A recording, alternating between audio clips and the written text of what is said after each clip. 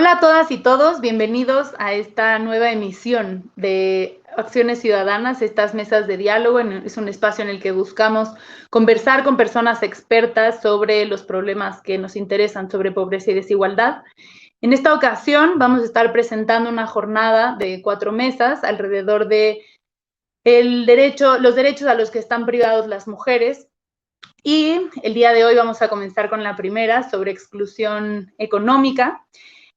Vamos a tener 2 mesas sobre trabajo, 2 mesas sobre salud, y el día de hoy vamos a arrancar con una conversación que me emociona, que también estoy un poco nerviosa, como siempre, de conducir estos programas. Pues como saben, y si no saben, les invito a que lo vean, en noviembre del año pasado publicamos este reporte de barreras sobre la exclusión de las mujeres al mercado laboral y las que no están excluidas, cómo viven situaciones precarias en sus trabajos. Entonces, pues nos pareció muy pertinente en torno al 8 de marzo, que está muy cerca, empezar esta serie de conversaciones. Así que, pues nada, muchas gracias por estar este día con nosotros, con nosotras. Y pues sin más, les voy a presentar a quienes me acompañan hoy en esta mesa, que son mujeres que son expertas y que además yo quiero y admiro. Y vamos a comenzar con Daniela Dorantes. Ahora, aquí está. Daniela Dorantes es maestra en políticas públicas comparadas por la Flaxo. Desde 2018 es directora general de Servicios a la Juventud, que es una organización de la sociedad civil que trabaja para que las juventudes puedan acceder a mejores oportunidades y transformen la sociedad en una más justa e incluyente. Actualmente es representante de la sociedad civil en CIPINA, el Sistema Nacional de Protección de Niñas, Niños y Adolescentes, y participa en diversas redes de incidencia política pública, como la Alianza Jóvenes con Trabajo Digno, en la que la Acción Ciudadana también es parte, la Alianza de Donatarias en Adicciones, la red Yo Soy Joven, entre otras. Hola Dani, ¿cómo estás? Bien, María, muchas gracias. Gracias por invitarnos a este foro. Y también tenemos a Edith Pacheco. Ella es doctora en Ciencias Sociales con especialidad en Estudios de Población por el Colegio de México. Es actuaria por la Facultad de Ciencias de la UNAM, profesora investigadora del Centro de Estudios Demográficos, Urbanos y Ambientales desde el 94. Y sus líneas de investigación son sobre el mercado de trabajo y desigualdad, trabajo agropecuario, trabajo y género y metodología mixta. Es miembro del Sistema Nacional de Investigadores Nivel 3. Una de sus publicaciones de interés es el uso del tiempo y trabajo no remunerado en México, editado por el Colegio de México. Hola Edith, ¿cómo estás? Hola, buenas tardes a todas y todos. Un gusto participar con ustedes. Y finalmente tenemos a Nicole Huete. Ella se define como analista en políticas públicas de Intersecta. Ella quería ser abogada, pero se arrepintió, así que mejor estudió la licenciatura en Relaciones Internacionales. Ha dedicado su vida profesional a proyectos de organización y organizaciones feministas, es peatona y ciclista furiosa. A todo le encuentra un pero y un pedacito de su corazón todavía quiere cambiar el mundo. Nicole, ¿cómo estás? Bienvenida. Hola María, muy bien, muchas gracias, gracias por la invitación. Amé tu presentación desde que me la mandaste. Y pues bueno, el día de hoy queremos tener una conversación lo más nutrida y fluida posible, para lo cual voy a, un poco para comenzar con el tema, a presentar algunos de los datos que desde la Acción Ciudadana hemos estado trabajando. Algunos vienen desde el reporte que ya les mencionaba, del de barreras que hicimos en noviembre, y también es una actualización de qué pasó, digamos, a lo largo del año pasado, que sabemos que fue un año además de atípico muy difícil. Entonces, muy bien. Listo. Entonces les voy a mostrar un poco de estos datos sobre exclusión de la economía. Entonces, de alguna forma es tratar de dibujar o de dimensionar cómo está esta primera puerta que encuentran cerrada muchas mujeres. Y pues la primera nota o el indicador más claro de la desigualdad que hay entre hombres y mujeres es la tasa de desempleo. Vemos cómo el desempleo era una variable e incluso cuando hicimos el Observatorio de Trabajo Digno hasta decíamos, ¿cómo le vamos a hacer? Porque los números es muy difícil que se muevan. Bueno, pues llegó el 2020 y sí que se movieron. Entonces podemos ver cómo antes de la pandemia estaba más o menos estancadas las tasas de desempleo, pero siempre con una brecha de alrededor de 10 puntos porcentuales entre hombres y mujeres. Y después en la pandemia, ¿qué pasó? Pues estas brechas no se cerraron. Es decir, a pesar de que tanto en hombres como en mujeres se aumentó la tasa de desempleo, pues para las mujeres llegó hasta un nivel de hasta el 41%, y los hombres la tasa más alta que alcanzaron fue de 28%. Y después tenemos que esta puerta está cerrada para las mujeres, pero para las mujeres que son además jóvenes, y ya Daniela nos podrá compartir más a fondo más adelante en esta conversación, pero podemos ver cómo estas tasas de desempleo, que para las mujeres mayores de 30 son altas, son de 20%, para las mujeres jóvenes llegan hasta el 27%, que es casi el triple de la tasa de desempleo de los hombres mayores de 30. Y entonces nos lleva a la trágica cifra de que ya en noviembre yo les decía que había un poquito menos de 27 millones de mujeres sin ingreso propio, y a finales del año pasado esta cifra llegó hasta 28 millones de mujeres.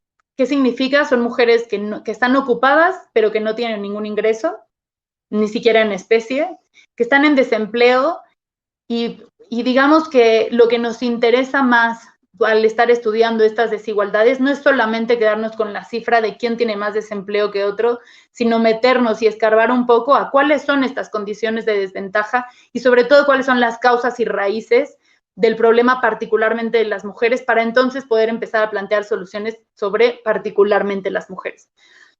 Y entonces podemos ver cómo de estas 28 millones de mujeres sin empleo, sin ingreso propio, que no pueden ni salir a trabajar por estar haciendo quehaceres del hogar y de cuidados, son 17.4 millones.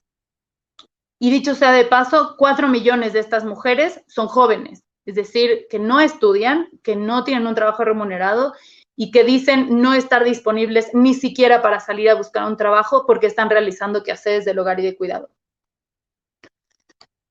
Y entonces podemos ver que en este trabajo, que siempre digo yo que es el trabajo más importante, pero también el más precario, de tener trabajo del hogar y de cuidados, más o menos 1 de cada 3, incluso en edades productivas, ¿no? Un poco en las entrevistas a las que fuimos después de noviembre nos decían, bueno, sí, pero hay muchas mujeres que quizás están en el hogar porque ya están en edades avanzadas o ya concluyeron su vida productiva, y pues vemos que no, vemos que que alrededor del 35% de las mujeres en edades productivas que no están estudiando se dedican a trabajos del hogar y de cuidados. Y después, pues está la otra cara de la moneda. ¿A qué nos lleva o cuál es el resultado de esta puerta cerrada para las mujeres? Pues es que tenemos una baja participación. Y es aquí en donde pierden las mujeres, pero también pierde el país, porque todas estas capacidades y todo este capital humano se está quedando en su casa en vez de poder participar, de tener la posibilidad de elegir si se puede participar de la vida pública y la vida económica del país. Y pues vemos que, de nuevo, incluso en edades productivas es más o menos solo la mitad, incluso hay edades en las que un poco menos, de las mujeres en edad de trabajar que no estudian, que tienen acceso a un trabajo remunerado, aunque sea en especie. Y bueno, con esto, digamos, estos son los datos con los que me gustaría comenzar esta conversación. Me parece que pues sí, siempre digo que el hacer datos muchas veces soy portadora y embajadora de las malas noticias, pero pues es así, este es el México en el que estamos y esta es la puerta que está cerrada para las mujeres y para poder, para el ejercicio pleno de su libertad, que no se nos puede olvidar que esas son las implicaciones. Y entonces me gustaría comenzar con Edith y preguntarle, ¿qué mantiene a las mujeres fuera del mercado laboral? y qué puertas son las que están cerradas o de qué está construida esta puerta cerrada a la vida económica y a la autonomía económica de las mujeres. Bueno, yo creo que tu entrada es clarísima en el sentido de que una buena parte de la educación que tiene que ver con el hecho de que no estén participando en el mercado de trabajo un número importante de mujeres es sus responsabilidades en el trabajo de cuidado, ¿no? En el trabajo de cuidado que por un lado muchas veces es representado como trabajo doméstico y de cuidados porque el trabajo doméstico es todo lo que se necesita para poder cuidar. Cuando tenemos que darle a un niño de comer, comida, eso es trabajo doméstico. O cuando queremos atender a un niño de la directa, en realidad tenemos que hacer limpieza de la casa y varias tareas que tienen que ver con el trabajo doméstico. Entonces, esas actividades son sustitutivas y desde una perspectiva es que sostienen la vida. Entonces, lo que mantiene a las mujeres fuera del mercado de trabajo es esa función social que tienen de sostener la vida, todas las personas, porque no solo es atender a los niños pequeños, no solo es atender a las personas enfermas, sino atender a las personas porque somos de atención, pues pensamos en cierto tipo de grupos, pero todos dependen de cuidado, a todos nos, y todos de una u otra manera cuidan. Entonces, la gran respuesta a tu pregunta es esa función social de sostener lo que mantiene a las mujeres un poco, ¿no?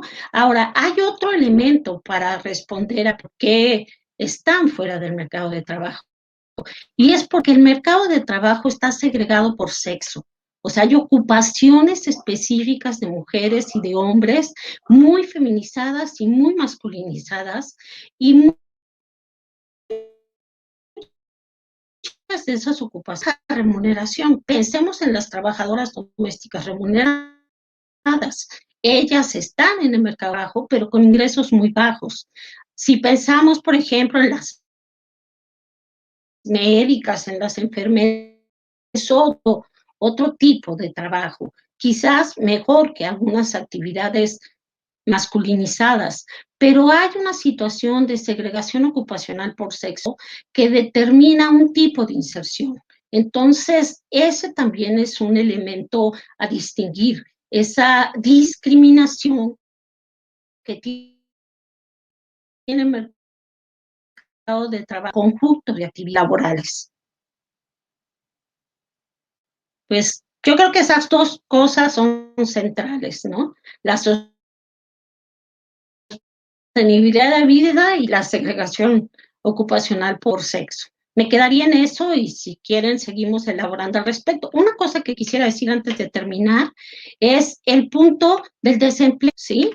Es cierto, el desempleo tiene una característica, pero la situación de desempleo es la búsqueda activa de trabajo. Y hay muchas, digamos, posibilidades de que algunas mujeres estén en búsqueda de trabajo, pero no se consideren activamente buscando, ¿no? Entonces eso también es un elemento que caracteriza a mujeres y hombres de manera diferente.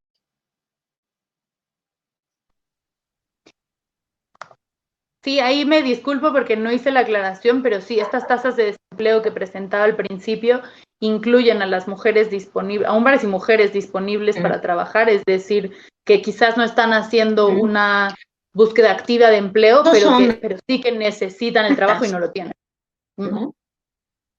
Sí, te cortaste un poco al principio, pero creo que las ideas centrales están, es decir, el desempleo o la falta de autonomía económica que viene de una división sexual del trabajo que no solamente está en casa, sino que afuera, en el mercado laboral, se sigue replicando y que además generalmente, aunque esta división sexual no es solamente que esté dividido, sino que la parte que le toca a las mujeres está profundamente precarizada, ¿no es cierto? Muy bien, pues muchas gracias y creo que sí, estamos de acuerdo en que ahí está la raíz y es un poco lo que yo decía, que no basta con saber que hay una diferencia, sino hay que meterse en por qué hay una diferencia y por qué una de las dos partes es más precaria. Y en este sentido, y un poco ahondando en rascarle más, Dani, ¿nos puedes contar si estas puertas que están cerradas para las mujeres están aún más cerradas o tienen más candados para las mujeres jóvenes? O desde tu perspectiva y desde toda la experiencia que tienes, ¿cómo ves este panorama específicamente para las mujeres jóvenes? Bueno, creo que tus datos lo ilustran perfecto, ¿no? O sea, sí hay una diferencia creo que eran 7 puntos porcentuales de diferencia en términos de desempleo. Ahora, quisiera ilustrarlo un poco, más que ver el número, me gustaría contarles cómo es la vida de una joven. Nosotros trabajamos directamente en comunidades y aunado a lo que dice Edith, ¿no? O sea, primero cuidan el papá, a la mamá, al tío, a la sobrina, al esposo, al novio, al bebé, al niño, a la casa y a todos los tienen que cuidar, ¿no? O sea, es esta carga y de verdad esta carga de cuidar constantemente, ¿no? Y que por ello, además, aunado a los estereotipos de, pero mejor cuida, ¿para qué sales a buscar trabajo? Si nadie te va a dar trabajo, ¿no? Esa es la primer como momento barrera, ¿no?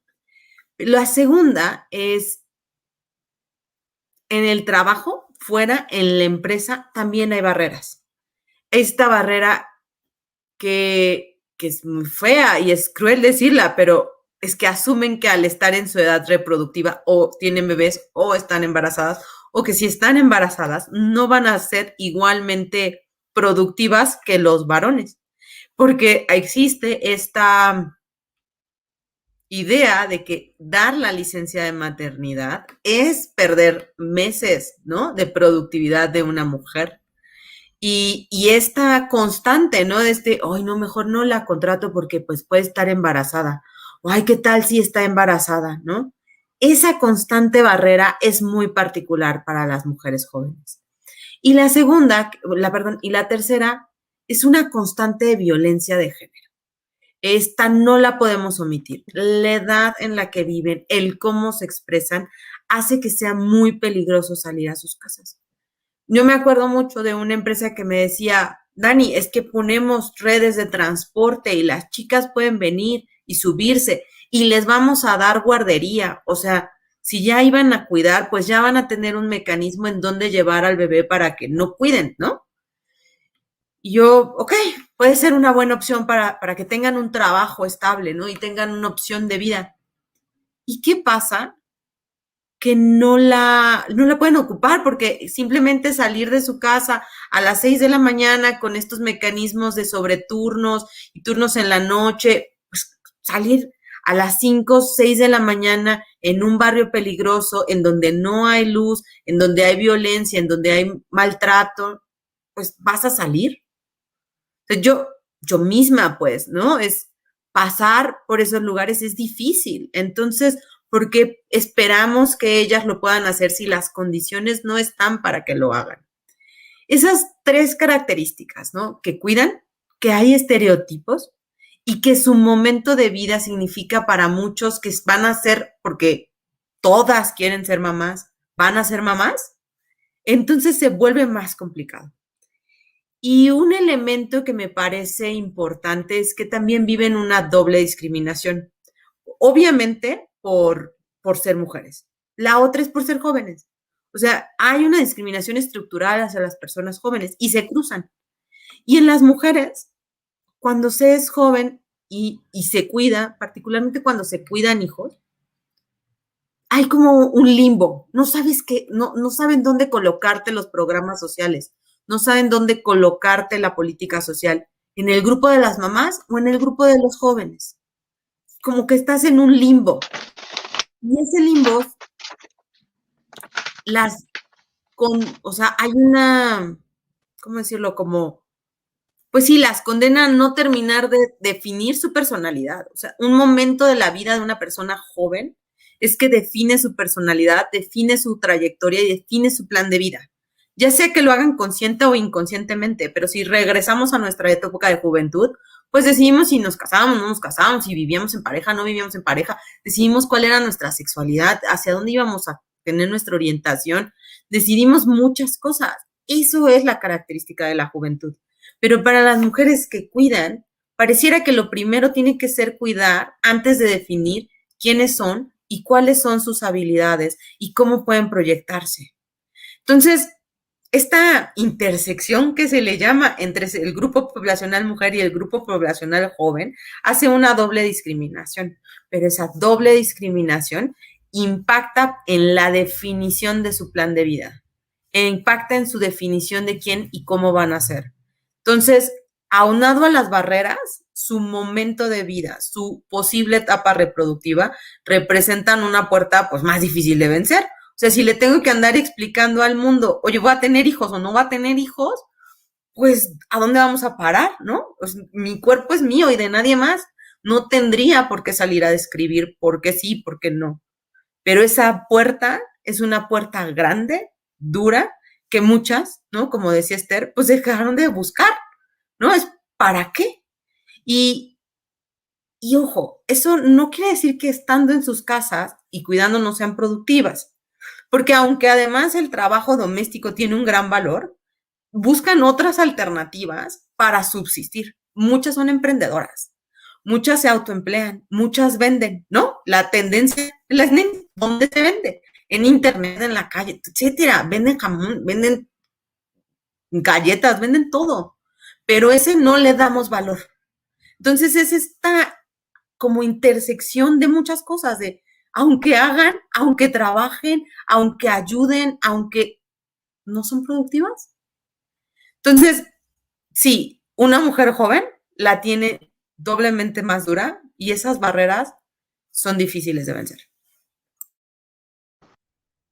Wow, Dani, muchas gracias. Pues sí, justo qué duro que una buena parte de las raíces que describiste son mentales, ¿no? O sea, desde en la familia que simplemente se imaginan que una mujer joven puede tener un trabajo y después en otros núcleos ya laborales y demás, que no solamente tenga que explicar si voy a ser mamá o no, sino que eso implique una condición necesaria de exclusión, me parece que es súper fuerte y creo que es por eso que este tipo de conversaciones valen mucho, ¿no? O sea, muchas veces he escuchado críticas sobre estos foros, porque además ya hay foros cada 5 minutos ahora en pandemia, pero creo que sigue siendo súper importante porque o sea, un grupo que acabas de describir como muy dinámico, o sea, son mujeres que todo el tiempo se están moviendo. Y ayer lo decía en una entrevista que me hicieron, como, a ver, por mucho que discutamos, la realidad se está moviendo porque la gente tiene que encontrar maneras como de subsistir y no va a parar hasta que decidamos qué es formal o qué no es formal y qué está bien o qué no está bien. La gente va a seguir sobreviviendo. Y un grupo tan dinámico como las mujeres jóvenes, qué fuerte que sea eso mismo lo que les frena y lo que les pone barreras extra. Y pues bueno, para terminar esta ronda, me gustaría que Nicole nos ayudara como a ver qué pasa después de que estas puertas están cerradas, que están estas barreras tan fuertes, qué implicaciones tiene para las mujeres el no tener trabajo, qué otros derechos se pueden ver comprometidos al estar excluidas de esta autonomía económica. Gracias, María. Pues creo que lo primero es que no tienen autonomía económica, ¿no? O sea, es decir, no pueden decidir, no tienen ingresos y por lo tanto no pueden decidir muchas veces en qué van a gastar y además esto genera una dependencia económica a otras personas y que hablaremos más adelante, pero eso también puede generar violencias en sus vidas. Digo, claramente tienen mayores cargas domésticas y de cuidados, y pensando como en el contexto en el que estamos, donde está creciendo el desempleo, o sea, lo que pasa es que ellas ya tenían cargas domésticas y de cuidados y ahora adquieren una mayor carga, ¿no? O sea, porque cuando cuando separas el tiempo entre un empleo remunerado fuera de casa y el trabajo doméstico y de cuidados no remunerado que haces en casa, pues a lo mejor la cantidad de horas, igual suman más de las que hacen los hombres, pero cuando dejas de tener este empleo remunerado, entonces es muy fácil decir, bueno, ahora tienes más tiempo para la casa, ¿no? Entonces adquieres más cargas de cuidado y domésticas, y sabemos que de por sí hacen doble, triple jornada, 3 veces más horas de trabajo doméstico que los hombres, 2 veces más horas de trabajo de cuidados que los hombres, pero con esto crece, y es algo que este año que llevamos en pandemia, además muchas organizaciones que trabajan con mujeres han dicho, ¿no? O sea, se está incrementando la carga. También hay efectos a largo plazo del desempleo, es decir, cuando vemos como la trayectoria, pensando en una mujer que, sí inició quizás su vida laboral en un empleo formal, remunerado fuera de casa, y que tiene estas ausencias del mercado laboral, lo que vemos es que entre más ausencias, más difícil es volver al trabajo, ¿no? Más difícil es volver al mercado, y se genera una brecha salarial mucho más amplia, ¿no? O sea, pensando en que de por sí hay brecha, pero entre más ausencias tienes, menos vas a estar ganando porque tienes menos experiencia, ¿no? Porque a lo mejor ya adquiriste más responsabilidades de cuidado que hacen que solamente tengas quizás disponibilidad de medio tiempo. O sea, hay muchas razones, pero lo que hace es que sí, ¿no? O sea, se vuelva más difícil y además ganes menos. Y además es que no vamos a priorizar que estas mujeres vuelvan al mercado laboral, ¿no? O sea, si ya están haciendo, si tenemos un escenario donde tenemos a un hombre y a una mujer desempleados, ¿no? Se va a priorizar que vuelva el hombre, porque es quien no hace los trabajos de cuidados, porque es quien tiene un salario más alto, ¿no? O sea, hay muchos factores por los cuales vamos a priorizar que sea él, en una familia, por ejemplo, y en una situación de crisis como la que vivimos en la pandemia, quien ingrese o reingrese al mercado laboral, sin decir, por ejemplo, todo lo que enfrentan al encontrar trabajos que son o mal remunerados o que están en el sector informal, ¿no? Donde no tienen, por ejemplo, prestaciones laborales, etcétera. Y eso me lleva un poco a qué otros derechos podemos ver vulnerados, ¿no? O sea, sabemos que el grueso de la población en México no tiene un trabajo que le dé prestaciones, ¿no? Un trabajo en el sector formal que le garantice derecho a biencia en servicios de salud, que le garantice acceso a guarderías, que le garantice una pensión, ¿no? Pero las que sí lo tenían, pues pierden eso, ¿no? O sea, pierdes la derechohabiencia, pierdes el acceso a los servicios de salud y en un momento de crisis sanitaria como el que estamos viviendo, pues se devuelve todavía más importante perder ese acceso y se ve vulnerado el derecho a la salud de las personas. Perdemos, o sea, a lo mejor esto suena aburrido, pero, o sea, pensamos hasta en aportaciones a fondo de retiro, ¿no? O sea, como son mujeres que por siempre van a depender económicamente de otras personas, incluso cuando ya estén en la tercera edad, ¿no? Porque si no estuvieron en el mercado laboral y particularmente en el mercado laboral formal, pues entonces no van a tener una pensión cuando sean mayores. Y todo esto también va impactando, ¿no? Porque no puedes romper esas cadenas de dependencia. A lo mejor ya no van a depender del marido, ¿no? Quizás ya se divorciaron o lo que sea, pero a lo mejor entonces dependen de los hijos o las hijas probablemente, ¿no? Entonces vamos generando como todos estos impactos también a largo plazo. Y yo creo que incluso podemos hablar de cosas como que impacta, o sea, tu derecho al libre desarrollo de la personalidad, a vivir una vida libre de violencia. O sea, en realidad, un trabajo genera muchos impactos, incluso en el autoestima, en la autopercepción, ¿no? En sentirte útil, o sea, y si pensamos en que no tienen oportunidad de acceder a ello, pues también estamos mermando eso, ¿no? O sea, y que quizás es la dimensión que de pronto no hablamos, ¿no? O sea, cómo impacta en la percepción que tienen ellas de ellas mismas, de su futuro, de las oportunidades que van a tener. Siquiera, o sea, no sé si siquiera imaginan un futuro, ¿no? O sea, imaginan que hay oportunidades allá. Entonces, me parece que es súper relevante hablar de esto y más en un contexto de crisis porque esto quiere decir que por ahí tenemos un camino claro de qué tenemos que impulsar cuando podamos empezar a acomodar el rompecabezas de lo que estamos viviendo y cómo podemos atender, pues, ese problema que es muy, muy particular.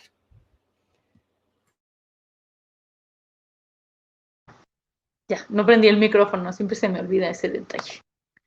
Pues sí, qué importante, de nuevo, como las cargas mentales que van fortaleciendo estas puertas. O sea, me parece muy relevante cómo mencionaste el futuro de dos maneras tan distintas. El futuro como una prestación laboral, o sea, el tema de las pensiones y de imaginar que un día pues ya no vamos a tener la edad que tenemos y que vamos a necesitar dinero, que parecería lógico, pero no sé, supongo que en nuestra generación, digo, yo ya no soy joven estadísticamente, pero no estoy tan lejos y eso, ¿no? O sea, pensar en un futuro como prestación laboral o en un futuro como una aspiración personal se vuelve un privilegio cuando es un derecho y cuando deberíamos poder tener el derecho de pensar en tener aspiraciones y formar nuestro propio criterio sobre, como decías tú, cómo nos concebimos en un tiempo distinto al que estamos ahora mismo.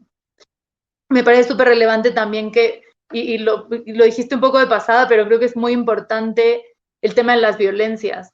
Una mujer que no es autónoma económicamente, es difícil que salga de condiciones violentas como las que decía Dani en su contexto comunitario, pero también al contexto personal o familiar es mucho más difícil porque la autonomía económica es eso, es poder elegir y poder decidir por dónde llevar la vida y la cotidianeidad. Y por otro lado, creo que, y eso ya es reflexión personal, creo que muy pocas veces pienso en las mujeres que pierden el trabajo. Es decir, como el desempleo, no solamente como la mujer que no sale a trabajar o que no puede, o que va a buscar un trabajo y no lo encuentra, sino las que lo pierden. Digamos, se vuelve algo difícil de tener, pero también después difícil de conservar y más difícil de recuperar.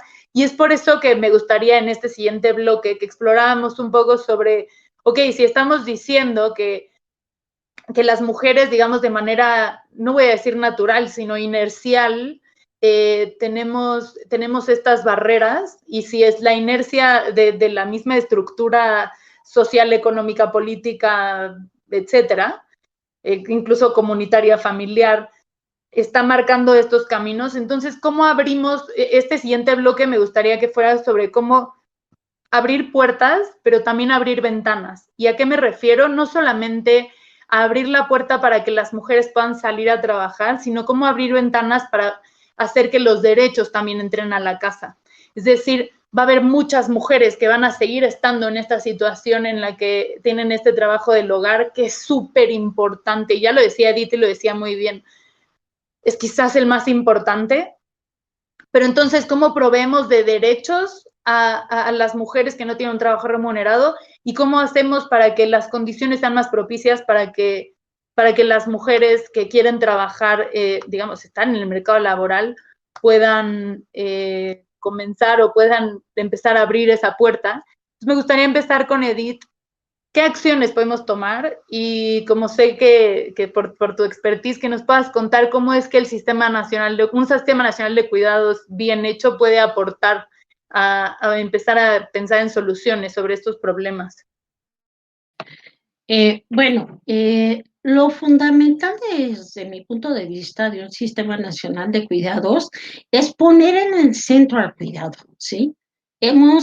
De tres maneras diferentes hemos hablado de cómo el cuidado forma parte central del funcionamiento de una sociedad. Por lo tanto, hay que ponerlo en el centro, pero cuando lo ponemos en el centro y no lo ponemos articulado, en términos de programas, en términos de acciones, en términos de vincular sectores, etcétera, pues le vamos a dar posibilidad a cierto grupo de mujeres quizás, pero no a todo. Entonces, por eso hablamos de un sistema nacional de cuidados, porque creemos que un sistema nacional de cuidados, primero, como tú bien dices, pone el derecho al cuidado como un elemento central de la organización social. O sea, la organización social se apuntala desde el derecho al cuidado de diversas maneras. Entonces, esa es la base sustantiva de lo que significa un sistema nacional de cuidados. Conocemos, digamos, nuestra limitación en términos de realmente proveer de derechos a la sociedad en general, ¿no? Hablamos del derecho a la educación, del derecho a la salud, de los diferentes derechos, pero sin embargo sabemos que esos derechos están diferentemente distribuidos y fundamentalmente son estructurantes de una desigualdad social fuerte. Entonces, lo mismo pasa con el derecho al cuidado, que hay una diferencia muy fuerte entre las diferentes poblaciones y lo que se necesita es poner en igual de oportunidades a las diferentes poblaciones, ¿no? Entonces, eso es fundamental en un sistema nacional de cuidados, ¿no? Por el otro lado, yo creo que un sistema nacional de cuidados pone en discusión la manera en que se distribuyen los recursos en una sociedad. O sea, un sistema nacional de cuidados tiene que rápidamente revisar cómo se asigna el presupuesto de un país. Y en ese sentido de cómo se asigna el presupuesto es que haya evidencia suficiente sobre los limitados programas que tienen que ver con cuidados, ¿no? Piensen, por ejemplo, algo que ha estado muy en discusión en esta, digamos, nuevo gobierno, que es el cierre de escuelas de tiempo completo. Bueno, si ese era un camino para que las mujeres pudieran de una u otra manera organizar sus tiempos con una posibilidad de insertarse en el mercado de trabajo, y se cierran esas posibilidades y los programas tienen presupuestos muy pequeñitos en ese tipo de acciones, pues entonces es muy difícil resolver esta desigualdad social y de género.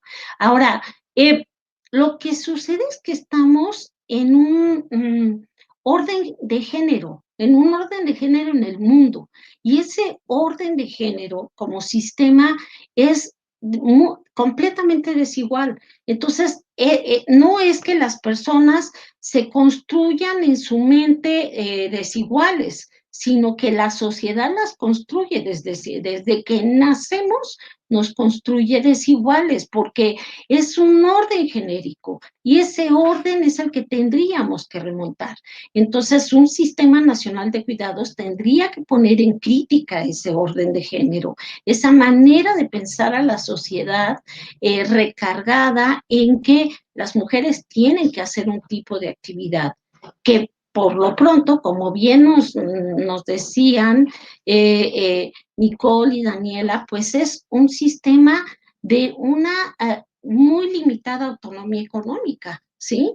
Hay una dificultad enorme. ¿Por qué porque por un lado hay un ofrecimiento de actividades económicas diferenciado, como les decía, está la segregación ocupacional por sexo en el mercado de trabajo, pero por el otro lado, las propias mujeres, cuando tienen responsabilidades de cuidado, tienen que cuidar niños, claro que su deseo no es entrar al mercado de trabajo, aunque les ofrezcamos posibilidades, pues van a decir que no, porque lo que tiene que cambiar es ese reparto del cuidado, ese reparto de responsabilidades del cuidado. Entonces se supone que un sistema tiene que abonar en esa dirección, tiene que poner en crítica a lo que es ese orden genérico, tiene que poner en crítica ese orden social, tiene que asignar presupuestos que permitan que esas desigualdades pues se reduzcan y en el futuro yo lo veo muy lejano, pues desaparezcan.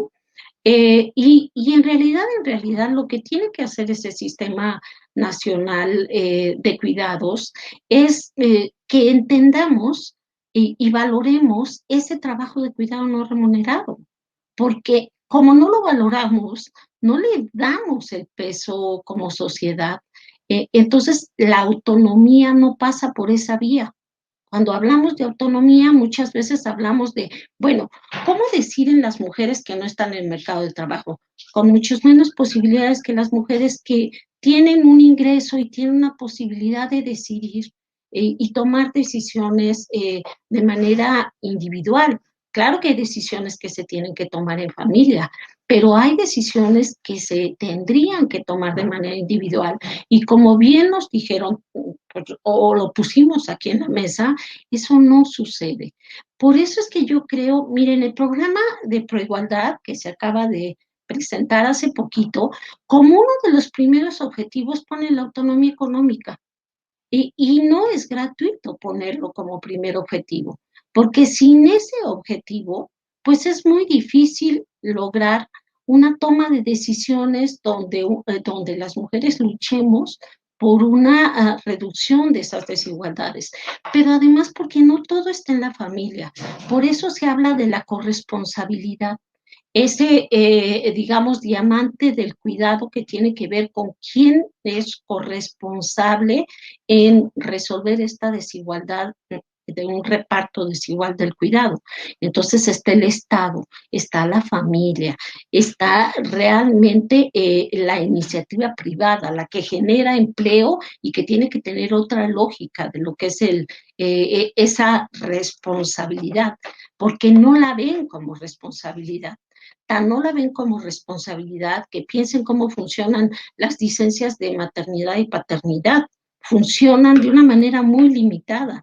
Entonces, el Sistema Nacional de Cuidados tendría que hacer todas estas articulaciones para encaminarnos a reducir esas desigualdades, a realmente propiciar un contexto de cuidado donde las responsabilidades sean mucho más equitativas, porque también las jornadas laborales masculinas están inmersas en ese orden social de género que hace pensar que los hombres pueden trabajar también muchas horas. Y entonces eso hace que no haya manera de negociar un reparto diferente del cuidado, ¿no? Entonces las licencias de paternidad son, bueno, para mí son insultantes. 5 días para los hombres cuando nace un hijo.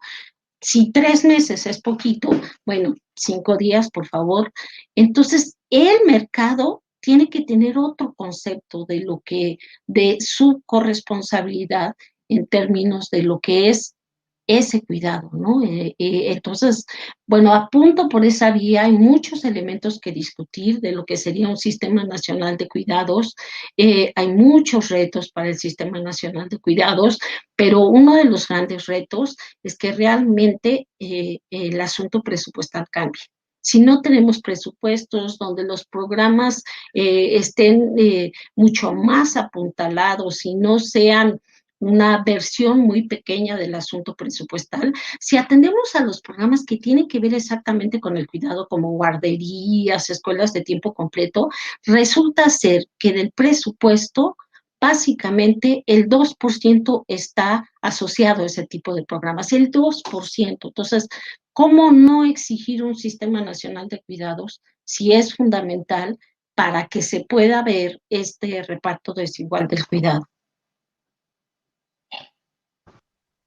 Muchas gracias y sí, creo que mencionaste todos los elementos que a mí me emocionan más sobre el Sistema Nacional de Cuidados. Creo que es justo como pasar como de lo público a lo privado, como de la familia a las instituciones y cómo pasar de políticas, como decías, casi insultantes, como que de y como por decreto el cuidado esté separado en cuántas horas, cuántos días se le debe dar a una mujer y a un hombre después de tener una hija o hijo.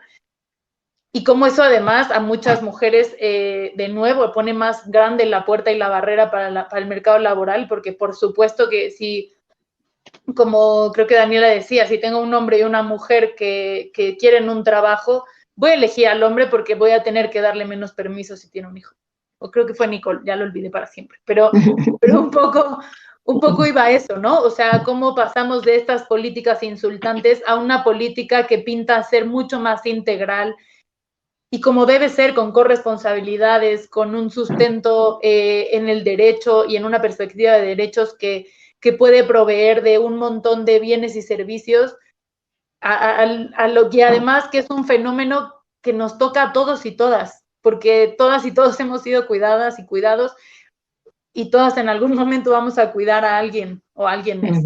Entonces, me parece que sí, creo que me emociona esta política porque tiene un montón de elementos que creo que pinta a ser una solución de verdad, si es que se hace bien, y como decías, y lo decías muy bien, con presupuesto público, a que pueda mejorar sustancialmente la vida de muchas mujeres. Y para seguir, me gustaría, Dani, que nos compartieras cuáles son las acciones que las mujeres jóvenes necesitan, digamos, cómo empezar a abonar a que estas barreras se vayan deconstruyendo poco a poco, y sobre todo, quién tiene que participar, de quién es la responsabilidad de poder llevar a cabo estas acciones y estos cambios. Ya vimos, ¿no? O sea, es desde mentales hasta familiares, comunitarios, institucionales, etcétera. Bueno, lo primero que quiero decir es que toda tu pregunta podría pasarme 2 horas hablando de eso. Voy a intentar resumir. Primer punto. Luego nos tomamos un café para seguir discutiendo. No, creo que son horas, pero bueno. Primero, las mujeres jóvenes tienen que ser tratadas como jóvenes, ¿no? O sea, como en su categoría de jóvenes, sin dejar de verlas como jóvenes. O sea, siempre cuento, tú vas a un centro de comunitario y preguntas qué servicios hay para las mujeres jóvenes, y son los mismos para las mujeres en general y para las señoras y las mujeres adultas, ¿no? Eso es lo primero que tiene que haber, una estrategia que logre distinguir las necesidades particulares de las mujeres jóvenes. Y como digo, tienen que ver, sí, con su momento de vida, ¿no? Pero no todas van a reproducir, eso me parece importante decirlo. Pero lo segundo tiene que ver con su momento de vida en cuanto a la definición de su ser, en cuanto a quién son, qué quieren y hacia dónde van, ¿no? Si no tienen el chance de hacer eso, difícilmente van a poder construir sus derechos y avanzar en ello. La segunda es que se tienen que reconocer las barreras que en muchos espacios estamos poniendo a las mujeres jóvenes. A mí hace poco leía un texto que decía, pues pareciera que las mujeres jóvenes en la escuela, y digo pareciera, tienen las mismas tasas de graduación, desertan inclusive a veces menos que los hombres, ¿no? El problema es que ese fenómeno cambió ahora con la pandemia, pero el fenómeno es que cuando salen de la escuela, cuando salen, ya sea porque quedó trunca o la hayan dejado o lo que sea, sus barreras son distintas. Pero en la escuela de todas formas se le revictimiza, se le dice qué tiene que aprender, qué puede aprender. Les cuento un caso, nosotros hacemos un proceso de capacitación técnica y yo decía, oigan, pues hay montacargas. Y me decían, sí, ¿y eso qué? ¿Por qué van a venir? Hay servicio de uñas. Y yo, no, pues no, o sea, el montacarguista, a diferencia de quien pone uñas, y no es por demeritar una profesión versus la otra, tiene más posibilidad de tener un seguro social, de tener una guardería, de tener un pago justo, de tener muchas cosas, mientras que la persona que pone uñas, por definición, va a ser tradicionalmente alguien que esté en el autoempleo y que va a depender de que haya alguien más que le ponga uñas, ¿no? Entonces, pues desde ahí están las barreras y lo vemos en lo que estudian, en lo que se les enseña de pensamiento lógico matemático STEM, ¿no? O sea, ¿por qué hay tanto esfuerzo en que las niñas estén en las ciencias? Porque tradicionalmente se dice, pues, ¿para qué? ¿No? Pues, ¿para qué cuiden? Pues, ¿para qué sean maestras? Y no es que esté mal, el punto es que tienen que tener la posibilidad de decidir, ¿no? Y luego hay que verlo eso, entonces, con una mirada de transitar esos estereotipos, inclusive en el cómo se forman. Además, ¿no? Hay que reconocer que necesitan, pues, espacios de cuidados, como ya decía Edith y como decía Nicole, o sea, necesitan ir a dejar un bebé, un niño, ¿no? Bueno, hasta un anciano tendría que poder ir a un lugar a ser cuidado, ¿no? Pero ese lugar tendría que estar desasociado a que tengan seguridad social o no. Les cuento otra vez un caso, ¿no? Tuvimos una chica que tenía un bebé, ¿no? Y me decían, este es uno de millones, ¿eh? Llega y me decía, oye, Dani, es que quiero venirme a formar para poder ser montacarguistas o para poder manejar una máquina o para ser asistente educativo, ¿no? Y le decía, sí quiero, pero ¿qué hago con mi bebé? Y yo, es que, ¿qué hago? O sea, ¿a dónde? Pues vamos a buscarte una guardería. DIF, estancias. No, pues no. O sea, si no tiene trabajo, no puede entrar.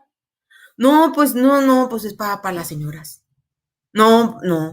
Ah, pues bueno, ahora asumamos que te lo pueda cuidar tu mamá.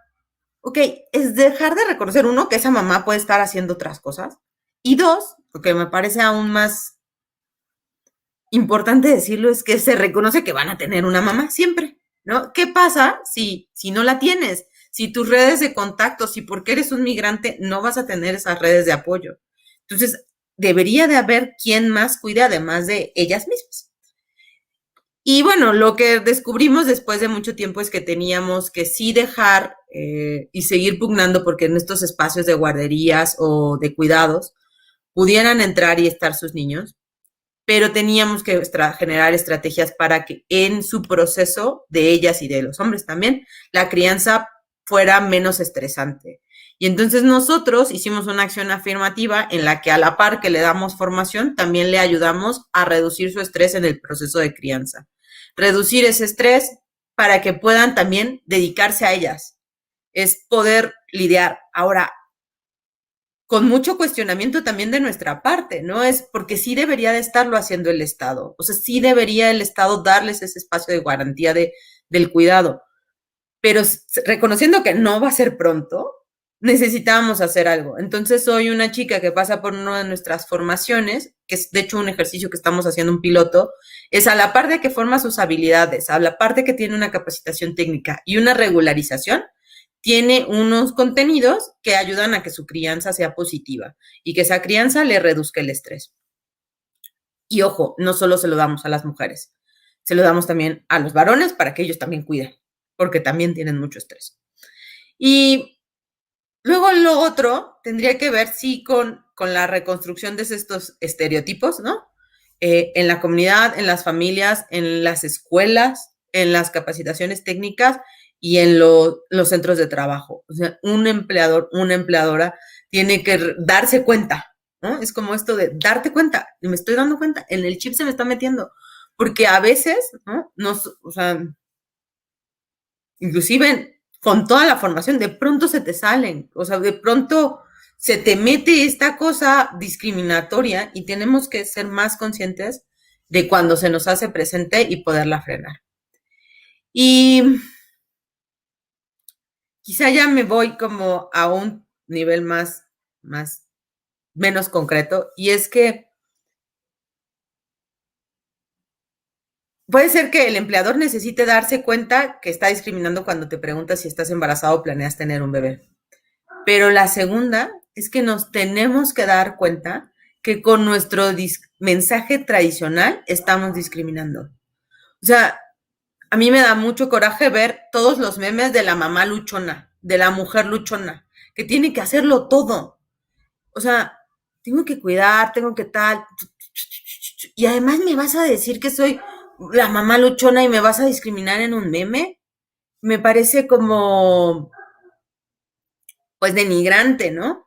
Entonces, tenemos que empezar a generar conciencia desde muy pequeños en el día a día, y no importa si más pequeños ni por más grandes, siempre tenemos que hacer conciencia de que cuando estamos discriminando, estamos cerrando puertas, y esas puertas, y esas puertas, y esas puertas hacen que sean barreras cada vez más difíciles de vencer.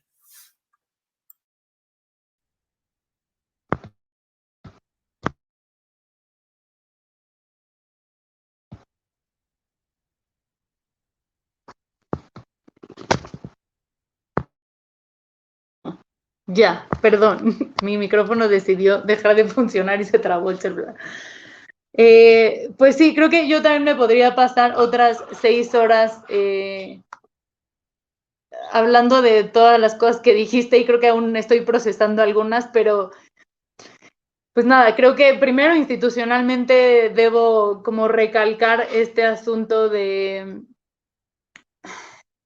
que las prestaciones, más bien, la seguridad social no es una prestación laboral, es un derecho.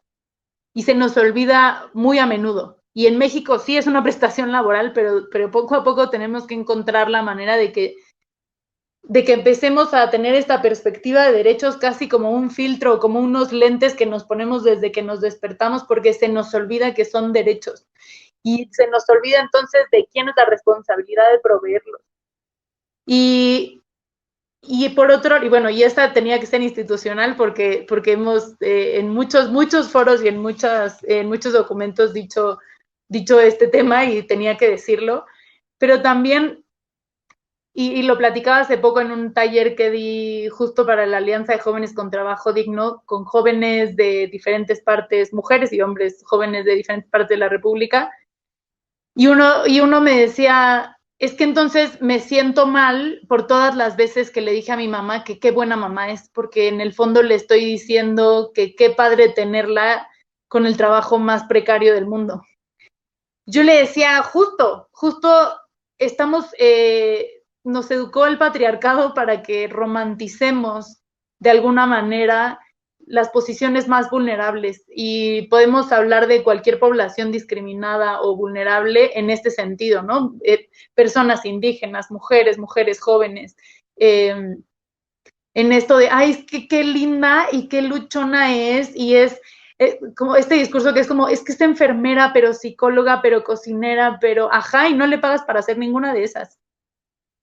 Entonces, me parece que empezar a romper con estas romantizaciones, y he escuchado a muchas compañeras y compañeros de Oxfam decir que paremos con el echaleganismo y empecemos a luchar porque no digamos échale ganas porque hay que ser fuerte y hay que ser luchona, sino qué tal que empezamos a exigir los derechos que nos van a permitir entonces sí esforzarnos para tener el resultado de vida que queremos, lo cual implica además un ejercicio de la libertad, pero sí me parece súper importante empezar a romper estos paradigmas y eso no, está tan metido que es un meme, está tan metido en el imaginario colectivo que se volvió un meme y que además se vuelven después figuras de violencias no siempre tan sutiles, ¿no?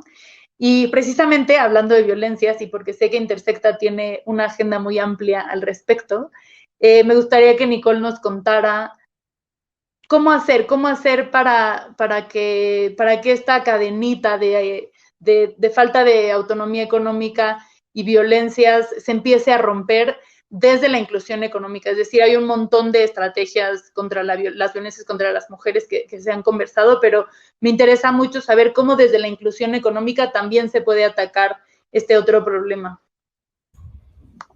Gracias, María. Pues creo que lo primero es regresar a lo que ya decíamos sobre la autonomía económica y la importancia de la autonomía económica. O sea, la autonomía económica te permite tomar decisiones y te permite, si estás en una situación que es, o sea, que no es ideal, salir de esa situación, ¿no? O sea, porque la dependencia económica, y lo dicen muchas mujeres cuando le preguntas a mujeres que están, por ejemplo, en refugios, o sea, no podían salirse de su casa. No era que no querían salirse de su casa, ¿no? O sea, y podían estar viviendo, sí, violencia económica, pero violencia sexual, violencia física, violencia psicológica, o sea, los tipos de violencia que nos imaginemos, y el mero hecho de que si se salían no iban a tener que comer ellas, y no solamente que comer ellas, sino que comer sus hijos, que también, ¿no? Ahí entra otra vez el tema del cuidado, es importantísimo.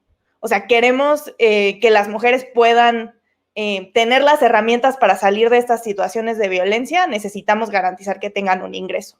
Y eso pasa, sí, por inclusión económica, pero también por pensar, y me encantó que dijeras lo de que la seguridad social es un derecho, porque para mí también era importante decirlo, o sea, tenemos que desvincular un montón de cosas del trabajo remunerado, ¿no? O sea, tenemos que pensar, y esto quizás ya decirnos a una utopía máxima, pero yo sí creo que tenemos que pensar en ingresos vitales, ¿no? O sea, sí tenemos que garantizar ingresos básicos, o sea, necesitamos que las mujeres puedan tener dinero para hacer cosas, independientemente de si pueden o no tener un trabajo remunerado, si les dan o no un trabajo remunerado, porque eso puede hacer que rompan ciclos de violencia. Y eso es muy importante. Y además, bueno, sabemos otras cosas como que las mujeres invierten, ¿no?, en sus hijos e hijas muchísimo más. O sea, como que pueden romper no solo sus propios ciclos de violencia, sino ciclos de violencia de sus hijas e hijos, ¿no?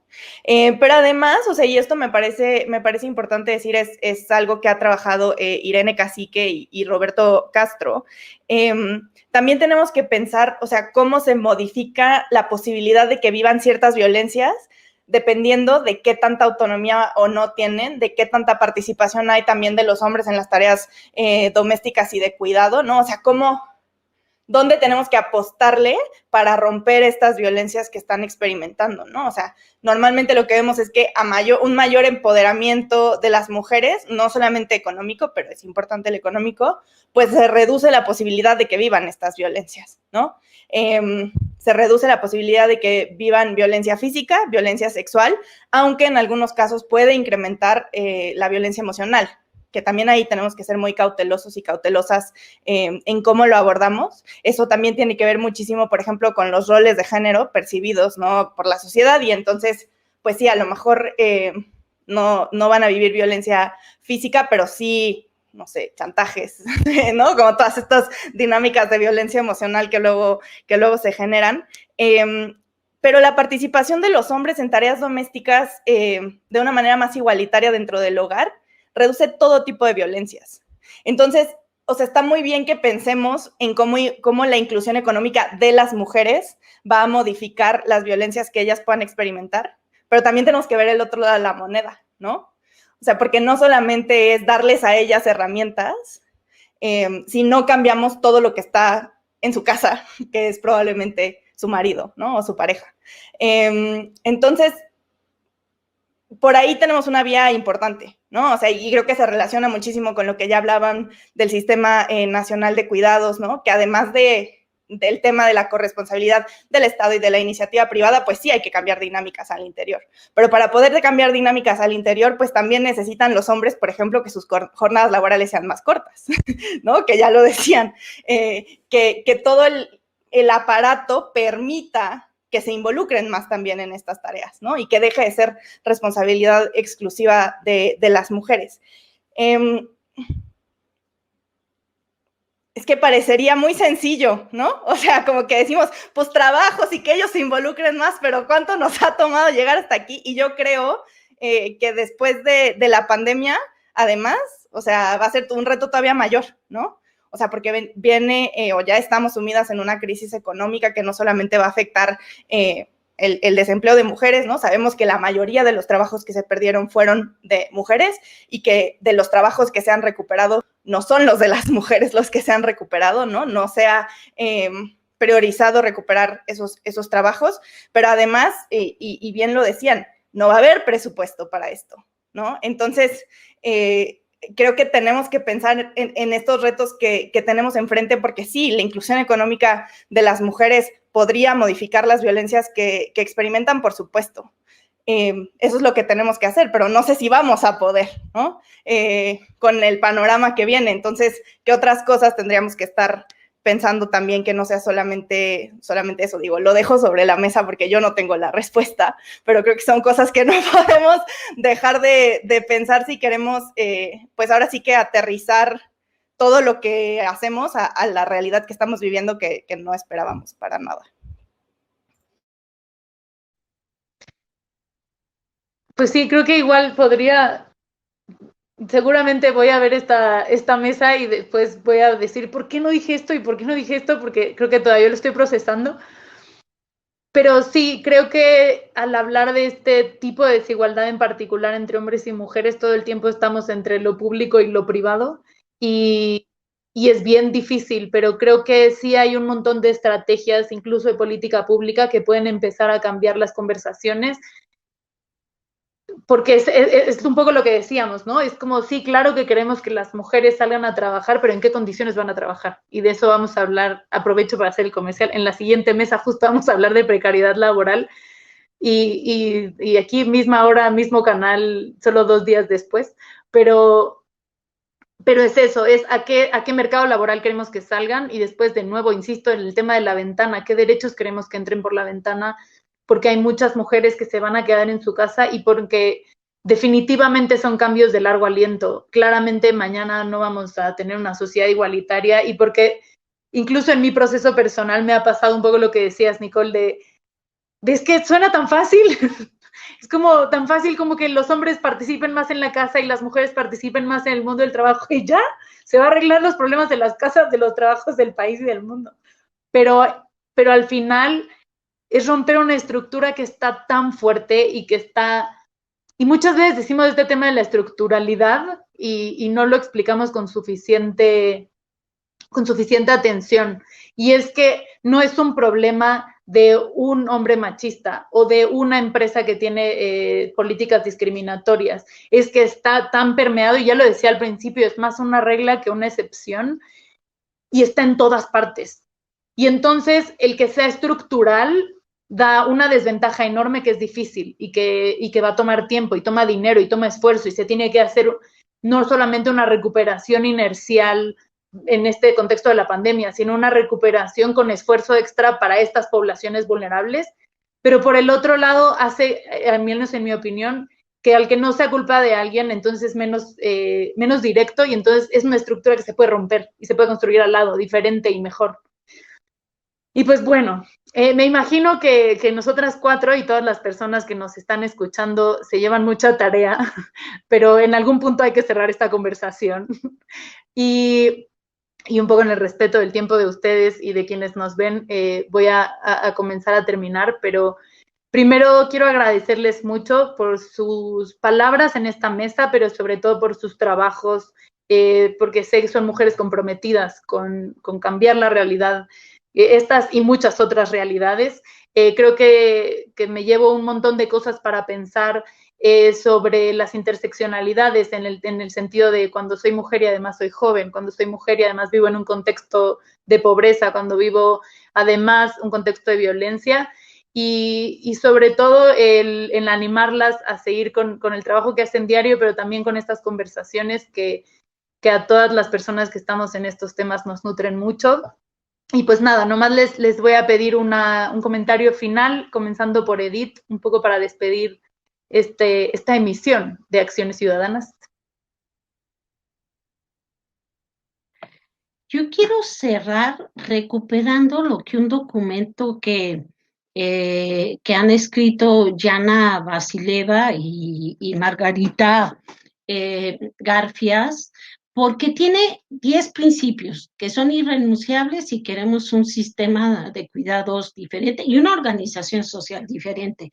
Entonces voy a mencionar algunos que yo creo que son centrales y que yo ya dije uno de ellos: el cuidado al centro. Desfeminizar y desfamiliarizar el cuidado, ya lo dijimos, no puede quedarse en la familia, pero por el otro lado también despatriarcalizar y democratizar los tiempos, porque no es posible hablar de esta desigualdad en términos social si no hablamos de cómo distribuimos nuestros tiempos. El derecho a un trabajo digno tiene que estar acompañado con el derecho a tener tiempo para uno mismo, ¿sí?